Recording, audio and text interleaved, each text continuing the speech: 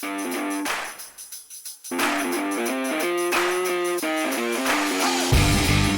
I'm Trevor Thrasher here with a video review.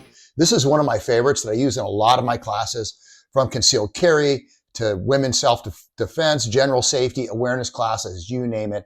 I love to play this video because there are a lot of lessons to be learned in a very short period of time about victim-like behavior and victim-like actions. I'm going to use this video to teach you 7 lessons. The first lesson is going to be on mindset and the disbelief mechanism. Number 2 is going to be about awareness. Number 3 is about being taken to a secondary location. Number 4 is the effects of denial. And we're going to talk about threat indicators, target selection, and lastly, I'm going to give you some tips on vehicle procedures to keep yourself safe. All right, let's get going and watch this video. The quality couldn't be clearer. Something police hope helps capture the criminal you're about to see. I didn't think it was actually happening. I-30 in Lamar last Wednesday, 1:30 in the morning, when a black Kia rolls up to the Wells Fargo ATM in Arlington. A 21-year-old woman named Kristen inserts her card, begins a transaction, then looks around in the front seat as the machine goes to work, never noticing the young man walking up from behind. He circles around the back of the ATM, then surprises her, cell phone in one hand and a pistol in the other. He didn't say anything up until he got to my window. I didn't see him either. I didn't hear him. He just kind of popped up in front. He was just like, hey, give me the money. He doesn't only take her cash, he takes her car. But first, forces the young woman out, walks her to the back, and orders her to climb into her own trunk at gunpoint. Still, she tells us that she didn't think he would harm her. It didn't seem like he would, though. I don't know. He just didn't have that air about him. The only witness is this camera. But this is the one frame police want you to see. The moment the robber looks directly into the lens of the camera, realizing it has captured it all. Still, he climbs in the car, puts his head down, even covers his hands as he takes off. Arlington police say he's suspected of robbing another man at an ATM that same night. Before parking the Kia and walking away, Kristen got out unharmed. But police are more worried that her kidnapper is going uncaptured. So you can see from the very start, the first thing she says is that she couldn't believe it was happening. This level of disbelief is enabled by her victim-like mentality. Now, we talk about some mindset shifts you have to make. Mindset shift number 1 is that no matter how you live your life, you or your loved ones may be attacked. Now, criminals can engage you for a variety of reasons. Simple professional personal gain for the professional type criminal. They can be a sadist. They can enjoy doing damage to other people.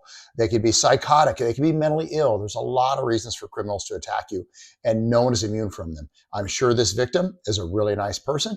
I'm sure she thought that because she was a nice person and didn't hang out with bad people, she'd never be attacked. But her belief system, her external belief system about how the world is completely wrong. Number 2, the internal belief system starts to come into play here. First of all, it is your responsibility and your responsibility alone to protect yourself and provide for your safety. And you cannot outsource it to people like 911 and law enforcement, and you cannot outsource it to hope. Those are the 2 things you don't want to outsource your safety to, hope and law enforcement. Now, that's great if hope works for you. It's awesome if law enforcement arrives in time to actually assist you. But those aren't really a good plan for you if you're really serious about your safety and you realize that rule number 1 is true. Rule number 3 is you have to give yourself permission to act. And that includes the potential to use violence in your defense.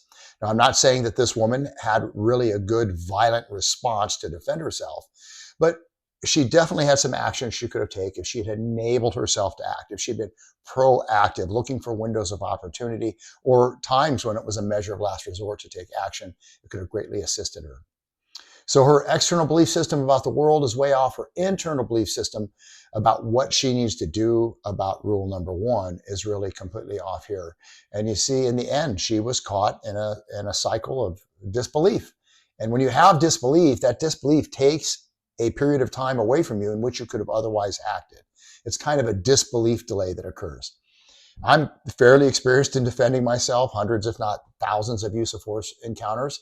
And I can tell you there have been a couple times where I've been in disbelief for just a short period of time before I realized, hey, is this person really threatening me right now? And I can think of a couple incidents, especially involving two homeless panhandlers who got really aggressive with me. And I kept looking at them thinking, wait a minute, these guys are getting aggressive. They're starting to borderline threaten me with violence right now. And I couldn't understand that honestly, that their selection process was so bad. But I had to switch gears a little bit. And so there can be a delay in that time period. So the more you have your mindset principles established ahead of time, and mindset in your belief system, your spiritual belief system, your external belief system has to be set. That has to be running in the background, because your mindset guides your actions and your predispositions towards the things that you're going to do and the values that you hold. So get your personal belief system down first and foremost, and then everything else will follow from that. All right, go out there and be safe.